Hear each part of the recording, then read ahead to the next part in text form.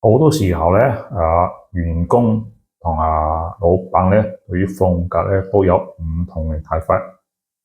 首先講講老闆啦，老闆咧多數都覺得放假咧就會影響生產啦，嗰啲嘢咧停咗落嚟咧，進度又會慢咗啦，可能收入會少咗啦，所以咧佢哋多數咧就未必太過鍾意放假放得太多，會擔心公司運作出現問題。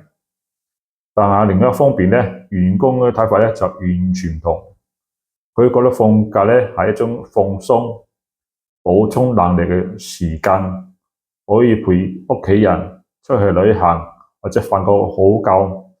放完假咧返嚟咧可以精神充滿啦，做嘢咧又開心啲。所以咧好多時咧，大家睇下角度唔同，身份唔同，同一件事情亦都唔同嘅睇法。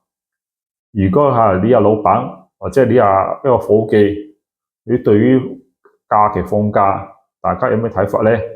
歡迎大家留言分享俾大家。